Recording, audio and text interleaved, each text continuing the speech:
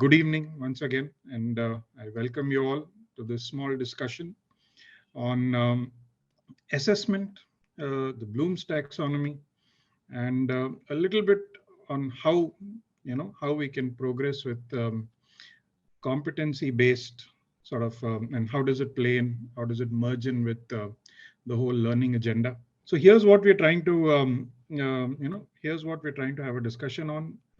What are the learning models that are there? Assessment models, and where does the age-old concept or the age-old Bloom's taxonomy actually pave its way into all these things? Yeah. So I thought uh, while we're diving right into it, I thought we'll begin today's discussion by what are the actual, learning styles that exist. There are these three key, learning styles that presently exist, or at least research indicates that is present. There's the auditory learner, there's the visual learner, and then there's the kinesthetic learner. Yeah, there are interloops, there are linkages between the respective kinds of learners, and then the other image that's next to it indicates what kind of tools, etc., could be used to support the respective kind of learners. So I think this is familiar ground, and I thought we'll begin from here. Um, now, what's happening is now there is the advent of technology, and if I were to try to bring technology and that aspect into play, merge this with that aspect, I thought I'll try to plot it in a sort of a graphical chart. You have your x-axis and your y-axis in front of you. The negative side of the x-axis, or the minus side, is being teacher-centered. The positive side is being more student-centered. Yeah, and the y-axis indicates the positive side of the y-axis is, as you go towards the positive side, there is more technology being used. As you go to the lower side of the y-axis, you're that much lesser technology is being used. Yeah. So then I was trying to plot the different sort of models that we have to support learning in a graph like this. There's some examples. Yeah, there'll be several other learning models available. There's some examples that I plotted. For instance, something that is, that uses a lot of technology and is very student-centered is personalized learning. We're seeing the advent of personalized learning nowadays. We're seeing a lot of um, apps. We're seeing a lot of websites that offer the opportunity for personalized learning, where the learner can learn at his or her own pace. He or she can consume content, whenever, wherever he or she is, and so on. The other side is where it's student-centered, and there's low tech, which is differentiated instruction. Yeah, where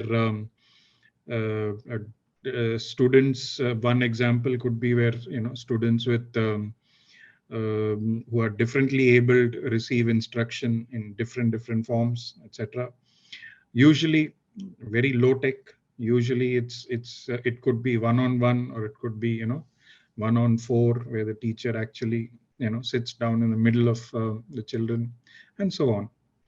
Now, similarly, when you're looking at low tech and you're looking at teacher-centered direct instruction, yeah, the usual sort of I wouldn't say a classroom, because classroom does have two-way communication as well.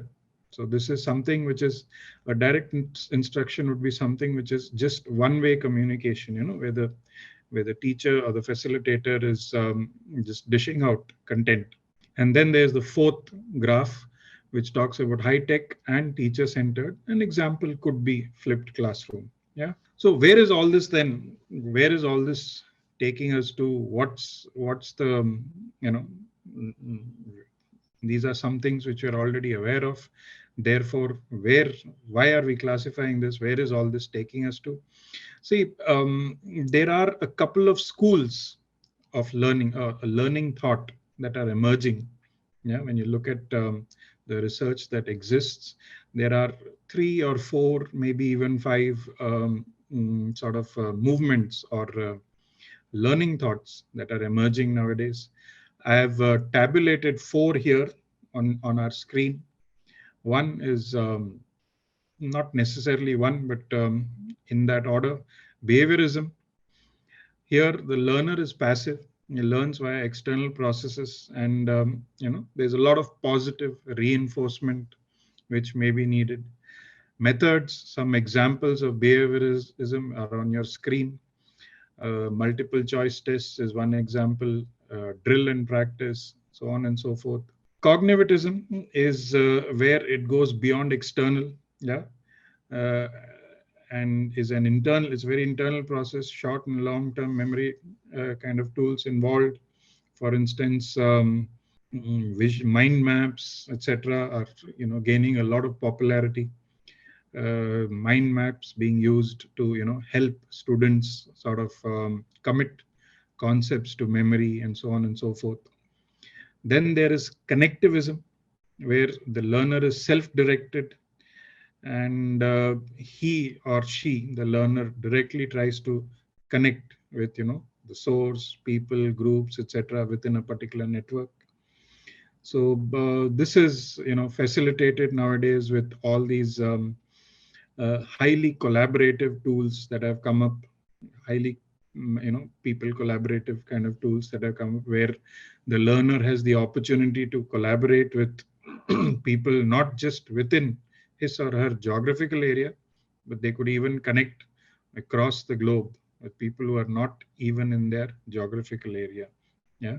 So sharing of content, spontaneous learning groups can be created, etc., etc. So that's connectivism.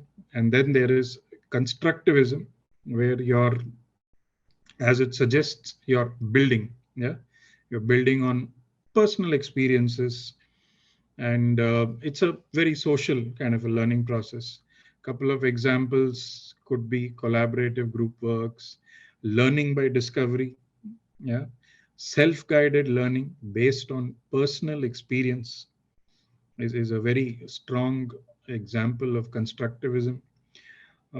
Just to give you an example, if you look at, if you could think back on those of us who know how to ride a bicycle, if you could think back into how you actually learned how to ride a bicycle, if you were, if you first attended a lecture, or you picked up a book and then memorized how to, ride a bicycle from the book, you would be in behaviorism.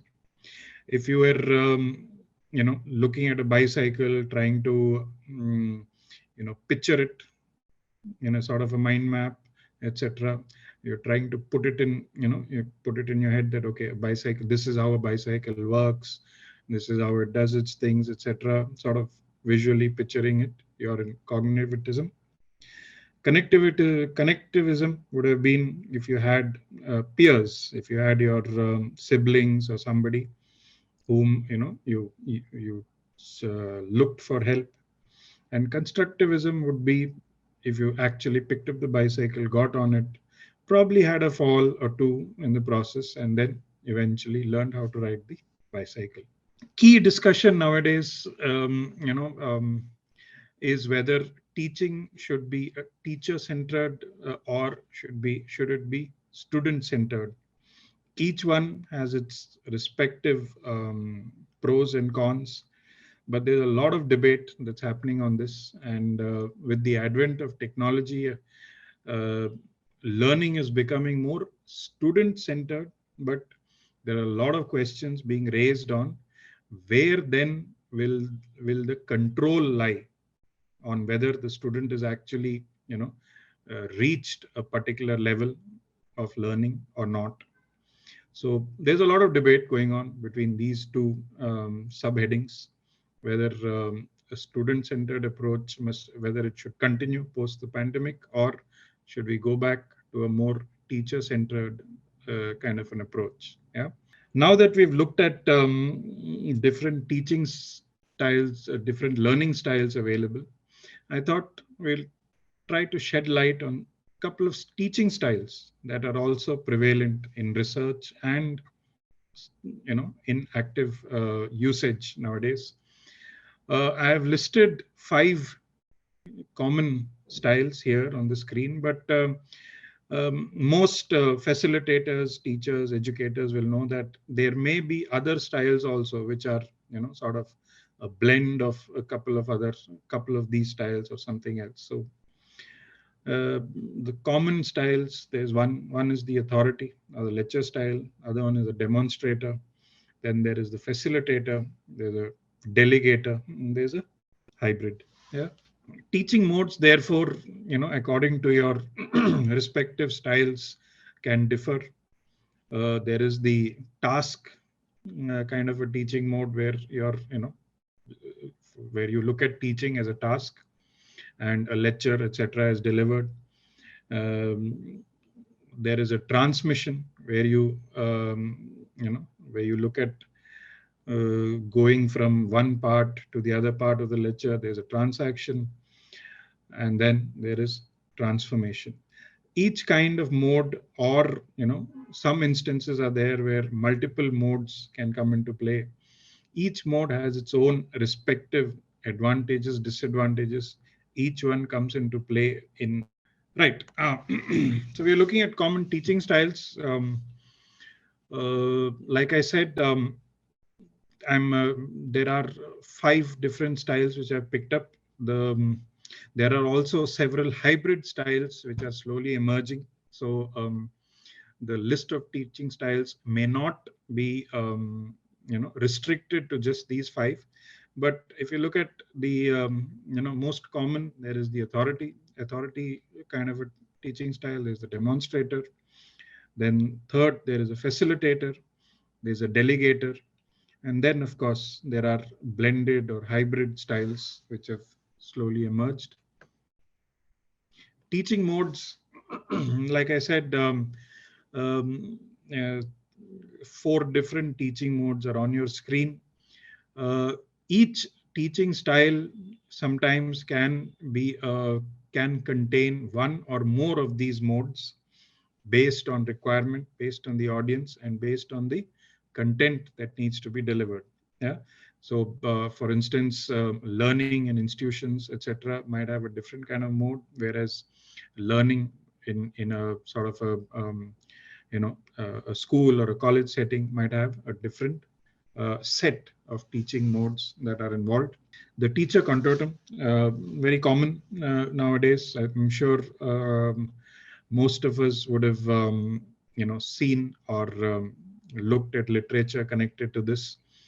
If you see from the left to the right as you move up each step, you're slowly going from a teacher or a facilitator centered kind of a model to a more collaborative or a more student or a more learner centered model. Yeah. There's the lecturer, then there's the instructor, there's the facilitator, and then there's the coach. Trying to put the different learning modes or learning into 2 different parts, that is your passive learning and your active learning. You will recall that in the last 4, 5, maybe 6 years, there have been many proponents of active learning, who have emerged. They've been talking about how active learning is the new norm, and a lot of people believe that maybe passive learning has run its course and we need to shift gears. So if you look at the models available, for instance, classroom, the pause for reflection, where you sit down, reflect on what's happened, etc. Minute papers are more on the passive side. Then you slowly come to the center of the spectrum, where there's group discussions, interactive lectures, case studies, etc. And then to the extreme, other end of the or towards the active learning side, there's this term called experiential learning, which has been picking up a lot of steam nowadays. There's inquiry-based learning, or also known as appreciative inquiry. And then there is this experiential learning. I thought I'd spend a few slides on, or a few discussion points on what experiential learning is and where its roots lie, more importantly. So if you look at literature, the oldest reference to experiential learning probably can be dated back to Confucius, where his famous quote where he says, "I hear and I forget, I see and I remember, I do and I understand," probably is indicative of experiential learning. Research says that we remember 20% of what we hear, about 30% of what we see. We remember about 50% of what we see and hear, and we remember 90% of what we say and do. Yeah. So this is in my research, I believe I found that experiential learning could be dated back to somewhere here. Yeah, I found roots or the beginnings somewhere here. But then let us not discredit the fact that I think experiential learning existed in India in its own form, in the Gurukulam days, where the students were expected to actually go out into the forests or go out into the wild and spend time with their gurus. So, you'll see a lot of experiential learning existing in India as well. Uh, the last or the most recent recorded concept on experiential learning is probably connected to one gentleman, Mr. David Kolb, who talks about the action learning cycle, which is also known as the adult learning cycle. In simple terms, the cycle represents what's on your screen. There's usually an activity, yeah, something that's happened. There are facts that can be pulled out from this particular activity. Then you sit and reflect on these facts. You see what is it that you experienced, what are the feelings, what are the emotions that emerged. Therefore, then what happened?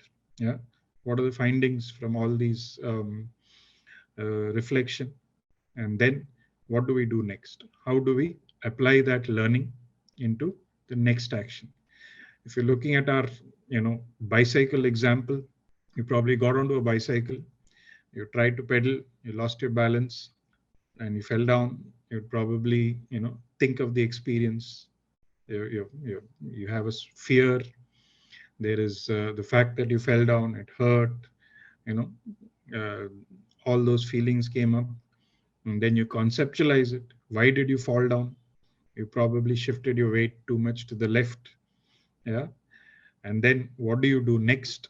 You try to understand this feeling or this emotion of fear. You try to set it aside. You understand that, next time you should shift your weight appropriately, and then probably go back into the activity. Yeah. I'm going to show you two or three more slides of the same concept, probably same wine in a different bottle.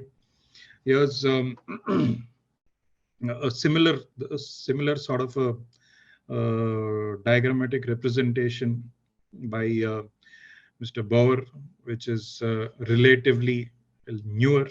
It was put out in 2015, where he talks about a concrete experience, and he talks about reflective observation, abstract conceptualization, and then active experimentation.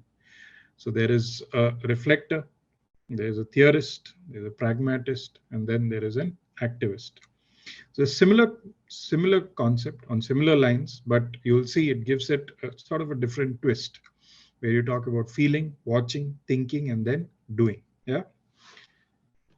Then, of course, we're coming back to Kolb's actual concept, where he talks about a very similar this thing, but he's added how the processing continuum and the perception continuum both integrate, and between concrete experience and reflective observation, there's diverging of thoughts where you feel and watch. Yeah. First, there's an experience, you pull out a feeling, then you reflect on that experience where you try to watch. So there is a merging of these. Similarly, between observation and conceptualization, there is a think and watch, and then again, which is sort of assimilating. And then again, between conceptualization and active experimenting, there is converging, which is think and do. And then finally, between active experimenting and concrete experience, there is accommodating, where you feel and do. So you see how things have slowly, been developed on the initial Kolb's concept, and it has been taking shape.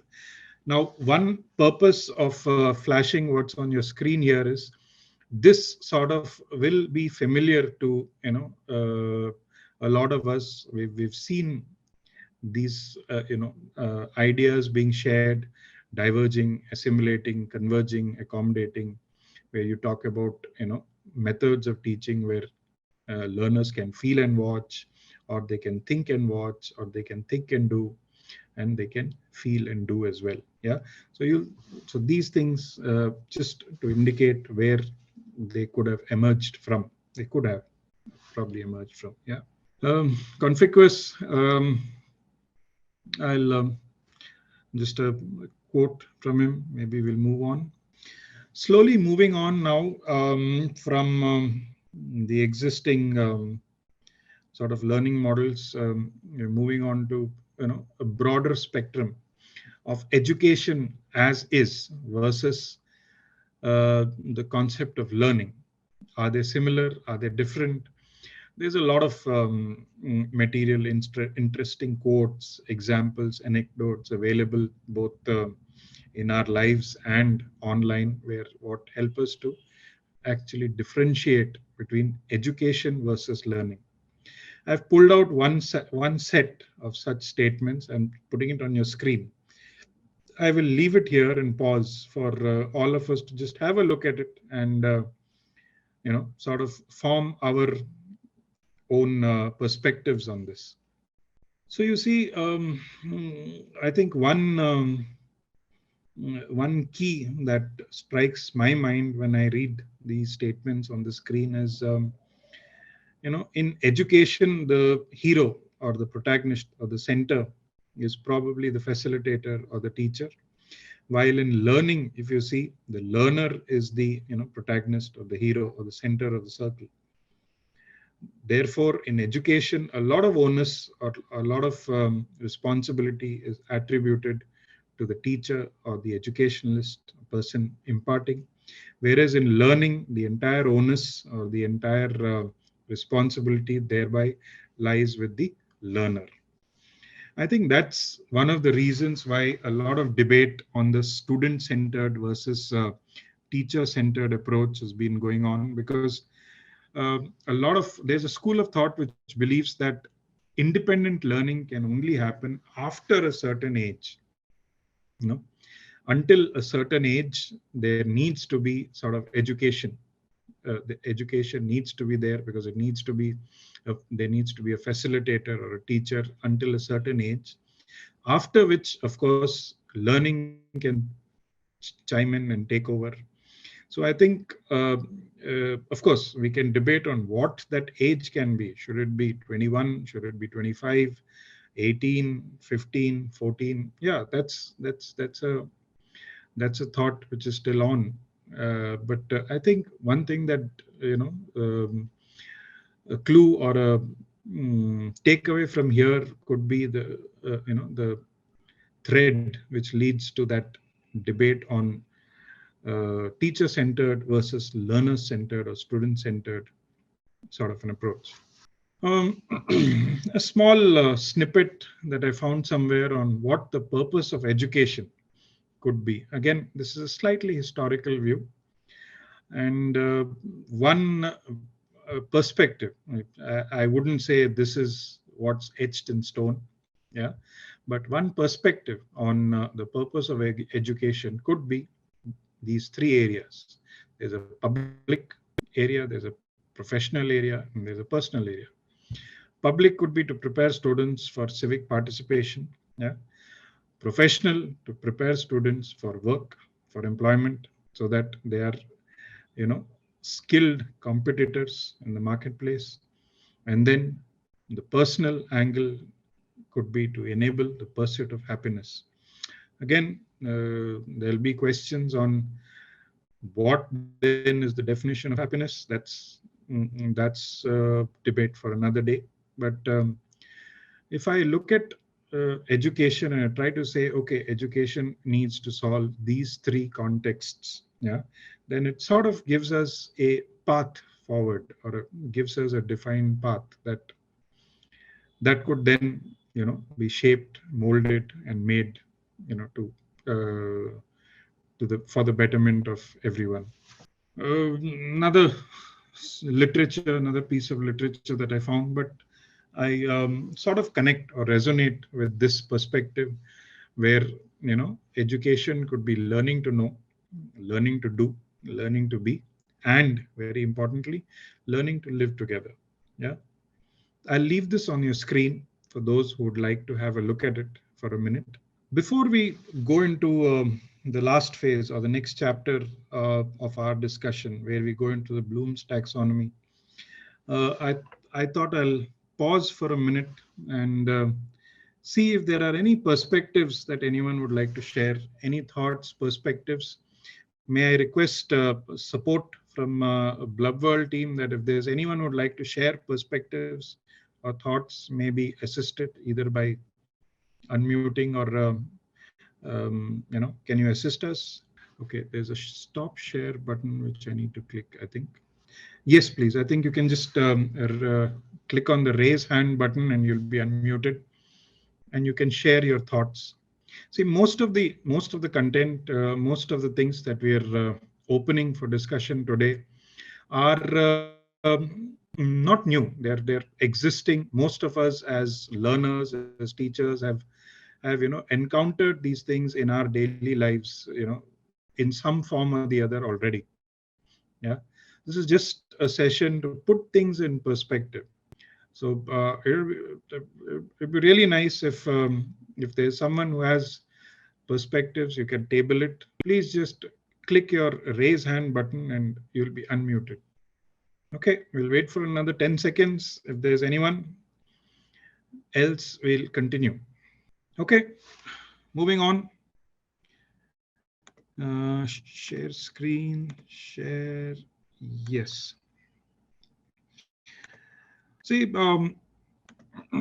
this discussion, while on Bloom's taxonomy, I also wanted to merge the idea of Bloom's taxonomy with the existing Maslow's hierarchy of needs. What I'm trying to do, or what I'm trying to achieve, is I'm trying to understand the the way to design a sort of a learning curriculum, while also trying to understand the motivation of learners and how that can be blended into a sort of a program design or a curriculum design. So Maslow's needs talks about motivation, talks about what motivates people, and gives was one of the first sort of concept, or one of the Maslow was one of the first proponents of how motivation can actually be categorized, while Bloom's taxonomy talks about the process of designing curriculum, process of designing whatever programs, syllabus, etc., to address certain learning needs. So this is Maslow's hierarchy of needs. Most of us will be familiar with this. In fact, it starts from the bottom, where the first block is the physiological needs: food, water, sleep, clothing, etc. Block 2 is about safety, having the safety and comfort of a home, or just generally feeling safe. Then block 3 talks about belonging, yeah, achieving deeper, more meaningful relationships. That's what motivates people. Block 4 talks about esteem. And then block 5 talks about self-actualization. So for those who probably just to aid in brushing up of the concept, you move from the bottom up. Maslow believes that human beings are motivated but from the bottom up. If they first they want level 1, then they want level 2, then they want level 3. Level 3 without level 1 does not hold good, or level 3 without level 2 does not hold good, or so says the concept that is postulated by Maslow. Yeah. Now, I'm trying to merge this, or I'm trying to take Maslow's hierarchy and sort of bring it into context of students. So if I were looking at Maslow's hierarchy and I was a student and I was trying to see how this fits into, how this motivates students, or how it sort of fits into their perspective. Here's a small chart, which is, again, just a perspective. The physiological needs could be, the student has good breakfast when he leaves home, or in case it's a residential school, when he leaves his hostel. He has clean clothing, he has a safe place to call home, and he's able to sleep, well, when he's not studying. Safety could be a clear school or class routine. Students are motivated with routines. Some of them where, when there's no routine, they kind of feel unsafe. Access to counselors, nurses, and they have this feeling that it's okay to take risks. Belonging, advisory, adult role models, friendship groups, peer relationships, etc. Esteem in a student's context could be positive feedback, time for reflection, engagement, encouragement to tasks, engagement in sort of fruitful tasks. And then there is self-actualization, which I'd probably say where the student is available and ready to learn. I'm going to, now that we've had a look at it like this, I'm throwing a little more, I'm throwing 2-3 more columns into this. And let's see if we are able to assimilate. Yeah. Have a look at this chart. You're again, please remember, this is again from a student's context, and we are looking to go from bottom up. Yeah.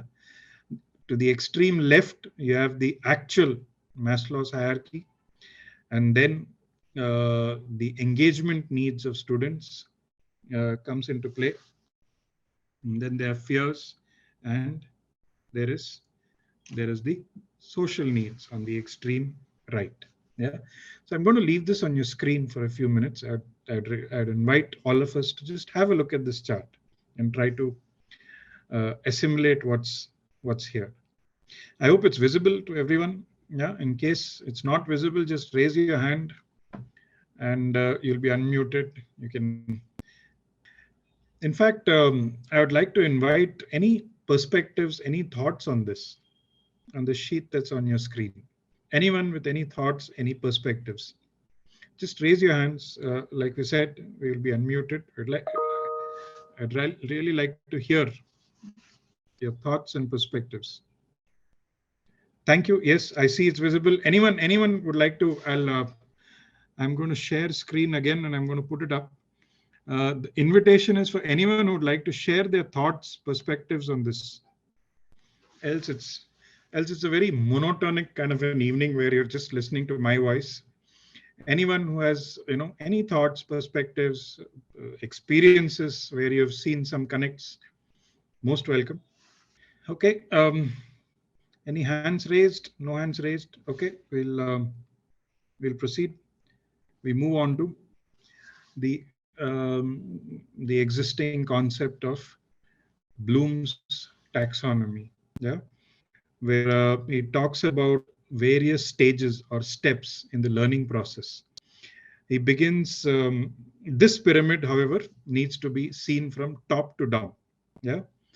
You look at the first step here is create, where you produce new or original work. You evaluate, you justify a stand or decision on what you have created. You analyze, you draw connections, you apply, you understand, and then you remember. So if you look at this you will, if you look at this now, having seen what we've been discussing for the last 20 odd minutes, it will quickly make sense. You'll see Bloom has actually tried to merge a couple of existing learning methodologies, and he's tried to create, something which is a blend of some of the existing learning methodologies. So when you produce, you're designing, assembling, you're constructing, you're developing, you're doing something, and then you stand up whatever you've created. The learner is then justifying it, defending it. Thereafter, then you draw connections. The learner is drawing connections from it. The learner then uses information from the system that he or she has designed. They then begin to understand the concepts and they identify with it. They are able to recognize and report it. And eventually, they are able to define, duplicate, and memorize, maybe even repeat the concepts that have been demonstrated or understood. Okay, moving on. Key teaching techniques thereafter, therefore, are engaging, variety, active learning, the students teaching, within themselves, the review mechanisms, evaluation, then of course feedback. These are a couple of key teaching techniques that come into play when you're looking at the Bloom's taxonomy. Uh, if I were to strip this concept down further, and I were to try to plot it in a sort of another graph where the x-axis indicates more collaboration, and y-axis indicates more activeness. Yeah. So therefore, then you will see that something like video or a lecture will be less active and less collaborative, something like what we're doing now. A class discussion could be more collaborative, but will be less active nonetheless. Something like a case study or a project is very active, but maybe less collaborative. And then there is something which is both collaborative and active, like role playing, simulations, team contests, and so on and so forth. Then coming towards the end of today's discussion, then what therefore are the key competencies or the core skills for educators or facilitators? Yeah. I've taken this from the concept known as the inquiry model. Yeah. And I think in order to provide a wholesome educational experience, the teachers or educationalists or faculty or the person in front will need to focus on these three aspects. One is his or her social presence. Number two, his or her cognitive presence. And number three, his or her teaching presence. Yeah. So you'll see how these three competencies, when they merge, when there's social presence and when there's teaching presence, the climate is set. When teaching presence and cognitive presence is there, the right content is selected. When social presence and cognitive presence is there, it's a very supportive discourse. Yeah. So when either one of this is missing, you will understand or you will see what gets removed from the overall educational experience. So what do these different competencies, if translated on a sort of a day-to-day or a layman's this thing, what then do these competencies postulate, or what is then needed? In social presence, you'll have to have the teachers or the facilitators will need to focus on their own effective expression, the ability to be open in their communication, and of course, group cohesion or group facilitation. In cognitive presence, it's your exploration, your integration and resolution and detonation of the content or the concept that you are trying to disembibe. Finally, teaching presence is your design and organization of content, the facilitation of discourse, and direct instruction. Yeah. Um, Another key concept or a key